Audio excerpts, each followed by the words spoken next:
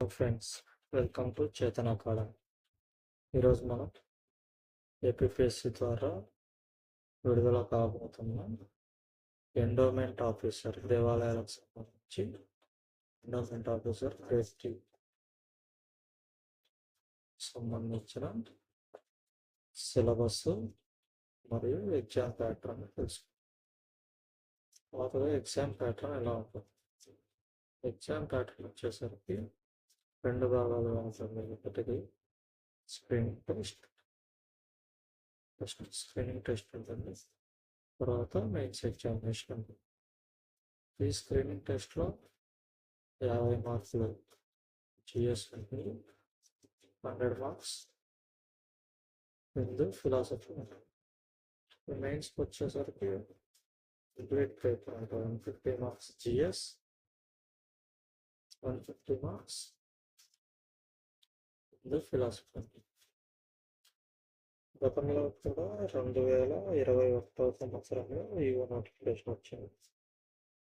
ఇందులో ప్రిలిమ్స్ నుంచి మెయిన్స్కి 1:12 తీయడం జరిగింది. దాదాపు ఇప్పుడు కూడా 1:12 లేదు. ప్రెజర్స్ నిరుద్యోగులు ఎవరైనా ఎక్కువగా ఆడడం వల్ల 1:50 తీసే అవకాశం ఉంది. కానీ దీనికి అవకాశం చాలా తక్కువ. 1:12 అనేది ఉంటుంది. ఇందులో ఎలా మనం ఎగ్జామ్కి ప్రిపేర్ అవ్వాలి అంటే ఫస్ట్ మనం సిలబస్ని చూసుకుంటాం. సిలబస్ ఏంటంటే first general studies paper. General studies పేపర్లో ఏముంటాయి? జనరల్ స్టడీస్ పేపర్లో అన్ని పరీక్షలకు జనరల్ స్టడీస్ పేపర్ ఒకటే ఉంటాయి. మొదటగా కరెంట్ అఫైర్స్, రెండు అంశాలు కరెంట్ అఫైర్స్కి సంబంధించిన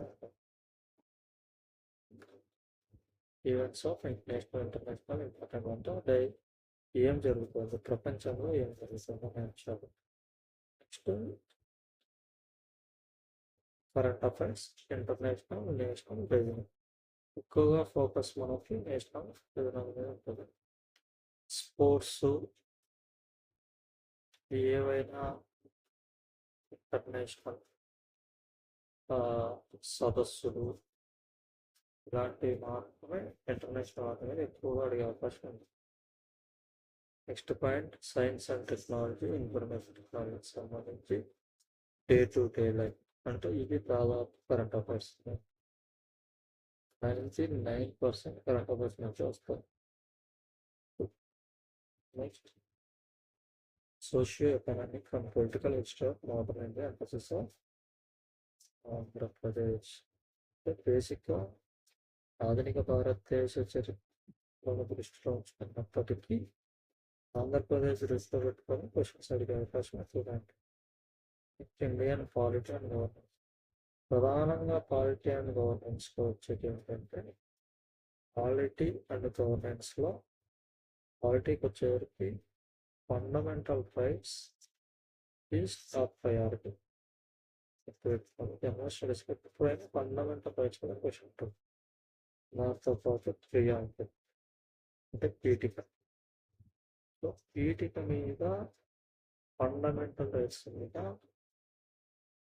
మనకు 5 క్వశ్చన్స్ పాలిటీ నుంచి వచ్చాయంటే 3 క్వశ్చన్స్ ఈ రెండింటి మీద ఉంటుంది. ఇది కంపల్సరీ చదివి నెక్స్ట్ వచ్చేసి కరెంట్ అఫైర్స్లో ఏమి లాస్ట్ 6 monthsలో మనకు ఎవరెవరు వచ్చారు. రాష్ట్రపతి వస్తే రాష్ట్రపతి, పార్లమెంట్ అయితే పార్లమెంట్, హాట్ టాపిక్స్ ఏవైతే హాట్ టాపిక్స్లో ఉంటాయో అవి బాగా చూసుకోవాల్సిన అవసరం ఉంది. నెక్స్ట్ వచ్చేసి economic development in India since independence, emphasis of Andhra Pradesh. ఎప్పుడైతే ఎంఫసిస్ ఆఫ్ ఆంధ్రప్రదేశ్ ఉంటుందో ఎక్కువగా ఏపీకి సంబంధించి అడిగే అవకాశం ఎక్కువ. ఎకనామిక్ డెవలప్మెంట్ ఇన్ ఇండియా మనకు 5 year plans, major role 5 year plans. వీటికి సంబంధించి targets, chairmans and achieved targets. ఇవన్నీ ఇంపార్టెంట్. బేసిక్ ఇవి కూడా కరెంట్ అఫైర్స్లో బాగా తెలుస్తుంది. నెక్స్ట్ వచ్చేసి 3 టాపిక్స్. జియోగ్రఫీ, ఫిజికల్ జాగ్రఫీ అనుకోండి, క్లియర్గా నచ్చింది. ఫిజికల్ జాగ్రఫీ కాబట్టి జాగ్రఫీ మీద ఏవో పుస్తకాలు బట్టి అన్ని చదివేసేయాలి అంత అవసరం లేదు. ఫిజికల్ జాగ్రఫీ అంటే ఏంటి? ప్రధాన స్వరూపాలు, మెయిన్ నదులు, నేలలు, ఇంకా పర్వతాలు, పీఠభూములు, ఇవన్నీ ప్రధాన భూస్వరూపాల కింద వస్తాయి. So what is basic? జాగ్రఫీలో మనం బేసిక్గా చదువుతాం, దట్ ఈస్ ఫిజికల్ జాగ్రఫీ. అది మనం చూసుకోవాల్సింది. నెక్స్ట్ వచ్చేసి డిజాస్టర్ మేనేజ్మెంట్. విపత్తు నిర్వహణ అనేది ఎప్పుడు ప్రధానమైన అంశం. ఏ ఉద్యోగంలో ఉన్నా విపత్తు నిర్వహణ అనేది ప్రధానమైన అంశం. అందుకే any competitive exams disaster management అనేది సిలబస్లో ఉంటుంది. దానికి కారణం ఏంటంటే ప్రతి ఒక ఉద్యోగి ఏదో ఒక సందర్భంలో డిజాస్టర్ మేనేజ్మెంట్ సంబంధించి చేయాల్సి వస్తుంది. నెక్స్ట్ సస్టైనబుల్ డెవలప్మెంట్, సుస్థిర అభివృద్ధి మరియు పర్యావరణం. సుస్థిర అభివృద్ధి మరియు పర్యావరణం.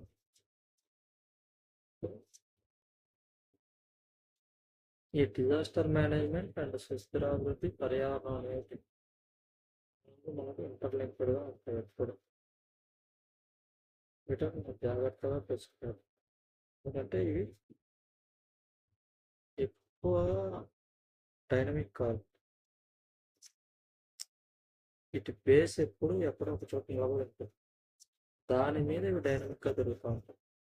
ఇప్పుడు మన పర్యావరణంలో ఎగ్జాంపుల్ క్లైమేట్ చేంజ్ అనే అంశం తీసుకుంటాం. ఇది మనకు ఎక్కడ ఉంటుంది? స్టార్టింగ్ 1992 నుంచి మొదలుపెట్టి స్టార్ట్ అవుతుంది. దీనిలో ఉండే ప్రధానంగా ప్రజెంట్ మనం దేని మీద తిరుగుతున్నాం? ప్యారిస్ ఒప్పందం. సో ఈ ప్యారిస్ ఒప్పందం అనేది బేసిక్. మనం ఈ ప్యారిస్ ఒప్పందాన్ని బాగా చూసుకుంటే దీని మీద తర్వాత జరిగే ప్రతి కాప్ సమావేశం ఏమేమి అప్డేట్స్ వస్తాయి, మనం రీసెంట్గా ఏం చేసాం, ఇలా చూసుకుంటూ వస్తే ఈజీగా ఉంటుంది, ప్లస్ గుర్తుండిపోతుంది. నెక్స్ట్ వచ్చేసి logical reasoning, analytical ability and data interpretation. ఇవి data analyse, table, visual data, ఇవి రీజనింగ్ యాప్టిట్యూడ్కి సంబంధించి. నెక్స్ట్ వచ్చేసి బైఫర్కేషన్ గురించి చెత్తగా ప్రాబ్లమ్స్ ఉంది. బేసిక్ ఏ భాగంలో ఏ సెక్షన్ ఎట్లా ఉంటుంది. బర్నింగ్ ఇష్యూస్ అంటూ మనకు ఎప్పుడు వాటర్ ఉంటుంది.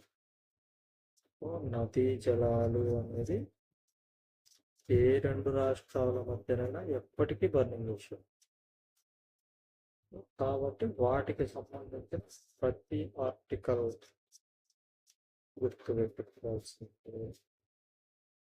పెట్టుకున్నప్పుడు మనకి ఈజీ అవుతుంది ఇక్కడ మిక్స్. సో ఫ్రెండ్స్, ఇది జనరల్ స్టడీస్ పేపర్. ఈ పేపర్ వచ్చేసి మనకు ఫిలిమ్స్లో ఎన్ని మార్కులు ఉంటుంది? ఈ పేపర్ ఫిలిమ్స్లో అయితే 50 మార్కులు, మెయిన్స్లో అయితే 150 మార్కులకు ఉంటుంది. నెక్స్ట్ వచ్చేసి Hindu philosophy and temple system. అసలు ఏంటి మనం దీంట్లో ఏం చదవాలి? ఇక్కడ మనం హిందూ ఫిలాసఫీ మరియు టెంపుల్ సిస్టమ్ ఏం చదవాలి, ఎలా చదవాలి, ఏమేమి ఉంటాయనేది చూసుకోవాలి. దీంట్లో మొత్తం మనకు 12 యూనిట్స్. ఈ 12 యూనిట్స్లో మొదటగా 3 వచ్చేసి మనం చిన్నప్పటి నుంచి ఉంటున్న కథలే. రామాయణం, మహాభారతం, భాగవతం. ఏం చదవాలి? రామాయణం అంతా మనం చదవాలి, మహాభారతం అంతా చదవాలి, భాగవతం అంతా చదవాలి. ఇంకా ఏం చదవాలి? ఫస్ట్ బేసిక్ నాలెడ్జ్ అన్నమాట.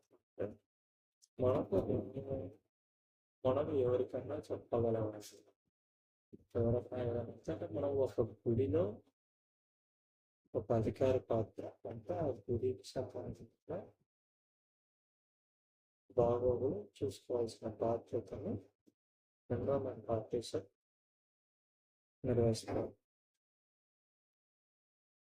కాబట్టి దానికి తగిన విధంగా ఉండాలంటే మనకు అసలు హిందూ తత్వం అంటే హిందూ మతం అంటే హిందూ ఫిలాసఫీ ప్రజలు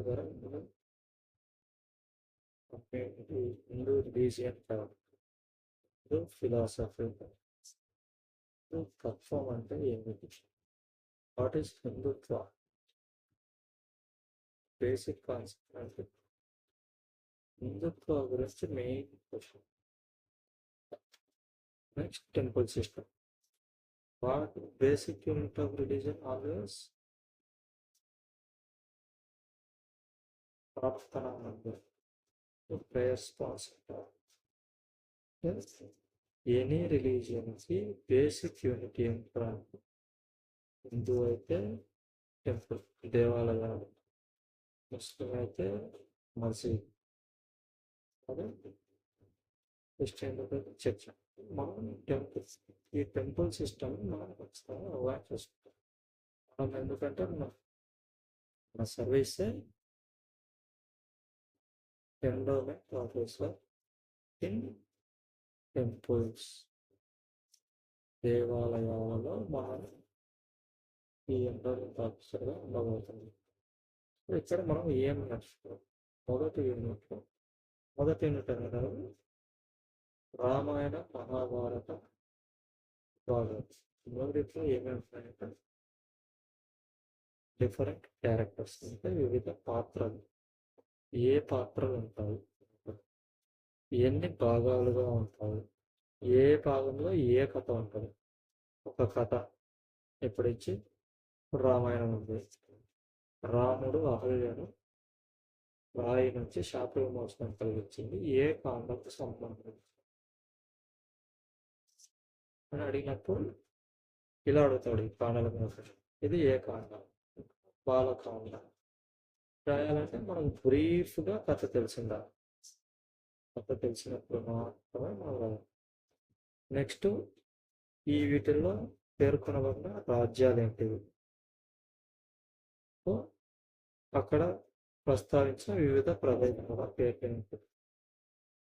ఈ క్వశ్చన్లన్నీ మనలో అడుగుతారు. ఈ మూడిట్లో సేమ్ రామాయణం,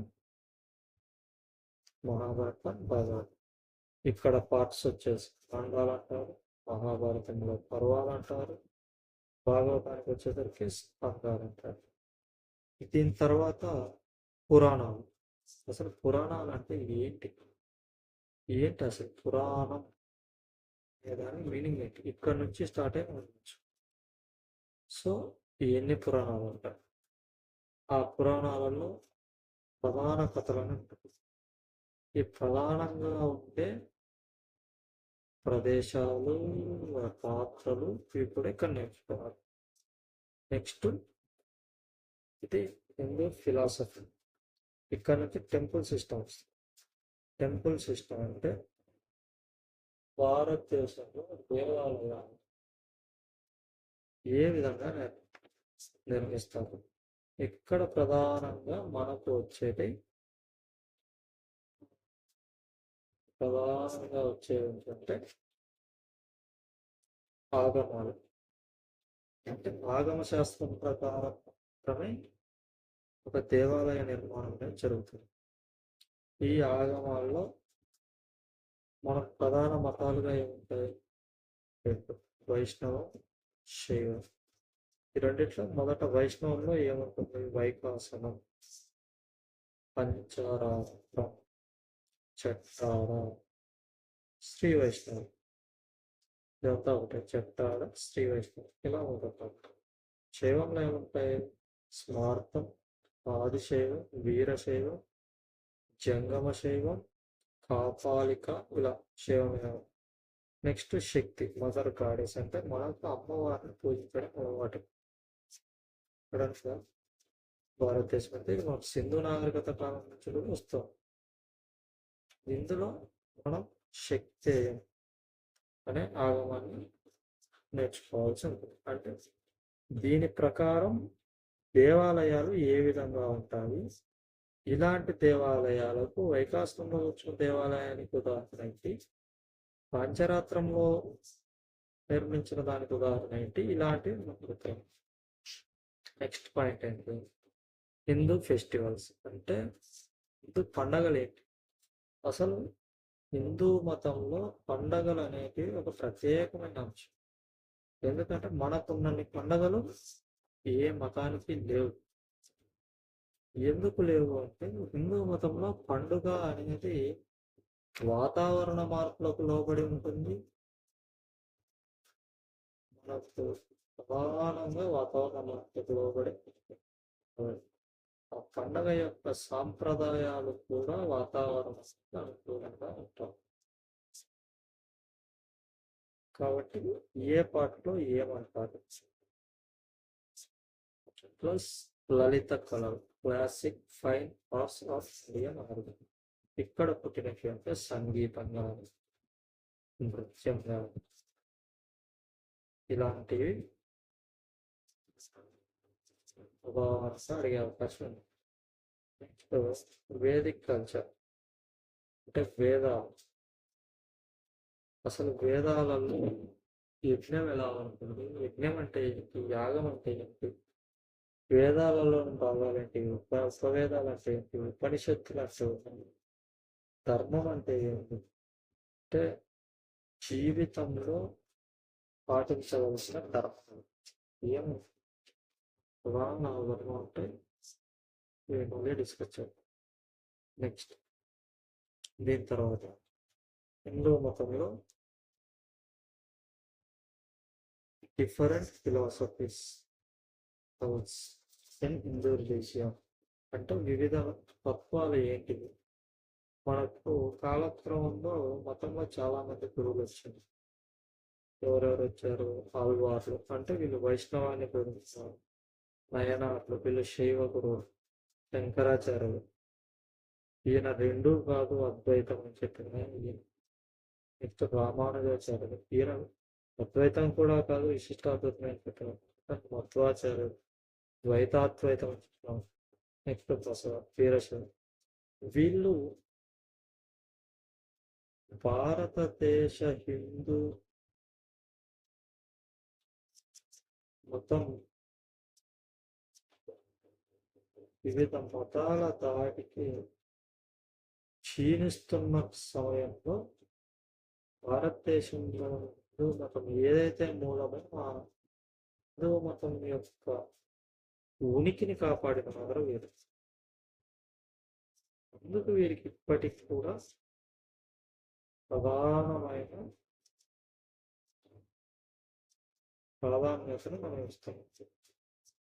ప్రాధాన్యత ఎందుకు ఇస్తున్నాం అంటే హిందూ మతం తన ఉనికిని భారతదేశంలో దాదాపుగా కోల్పోతున్న సమయంలో హిందూ మతం తన ఉనికిని కోల్పోకుండా మతం యొక్క మూలమైన అంశాలను ప్రజల్లోకి అవగాహన తీసుకెళ్తూ ఇతర మతాల ఆధిపత్యాన్ని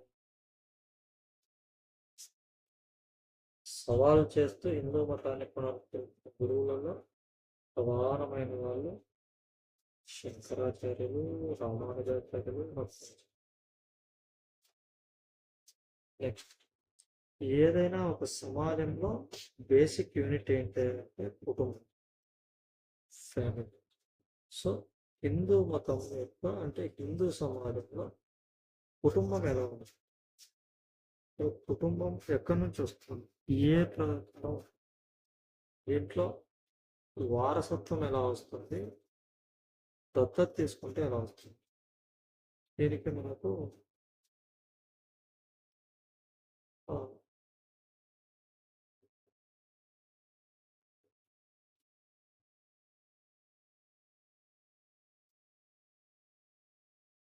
నెక్స్ట్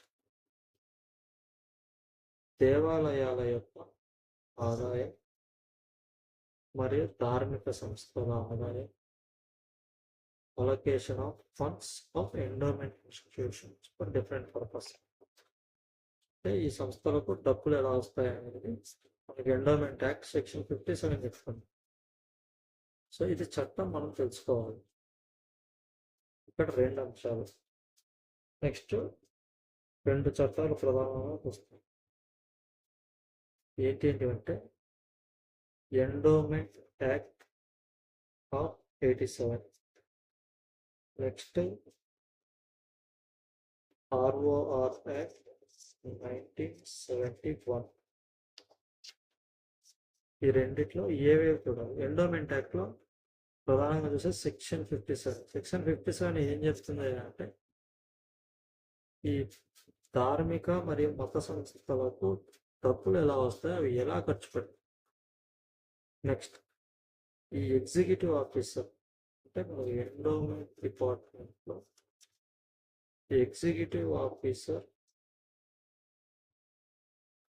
యొక్క విధులేంటి, అసలు అతను ఏం చేయాలి, ఎందుకు చేయాలి, ఏం చేయాలి, ఒక నేను చూసుకుంటే కాదు ఎందుకు చేయాలి. నెక్స్ట్ మన దేవాలయ వ్యవస్థలో ప్రధాన అంశం ఏంటంటే ప్రతి దేవాలయ పోషణకు ఎవరైతే గుడి కట్టించారో ఆ రాజులు కానీ సంస్థలు కానీ కుటుంబాలు కానీ భూములు కేటాయించారు. అసలు ఈ భూములు అన్యాక్రాంతం ఉండొచ్చు, లేదంటే ఏమైనా ఉండొచ్చు. ఇప్పటికీ ఈ భూములు సంరక్షణ అనేది చాలా ఇంపార్టెంట్.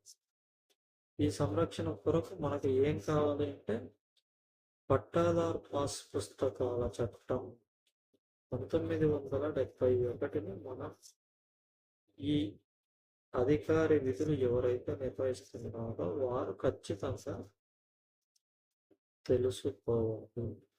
అందుకే మనం సిలబస్లో పెట్టాం. సో అది ఫ్రెండ్స్, ఈ విధంగా మనము చేయవలసి ఉంటుంది. ఈ విధంగా సిలబస్ను మనం అనాలిసిస్ చేసుకొని చదువుకుంటూ వెళ్ళాలి. సో జనరల్ స్టడీస్ పేపర్ అనేది ఎప్పట్లాగానే కష్టంగా ఉంటుంది. దీని యొక్క టఫ్ లెవెల్స్ అనేటివి ఏపీపీఎస్సీ స్టాండర్డ్స్ బేస్ చేసుకొని ఇప్పుడు కష్టం. ఇక్కడ మన స్కోరింగ్ వచ్చేసి హిందూ ఫిలాసఫీ మెయిన్. ఇందులో ఎందుకంటే స్టాటిక్ సిలబస్ కాబట్టి మనం రిపీటెడ్గా చదివినట్లయితే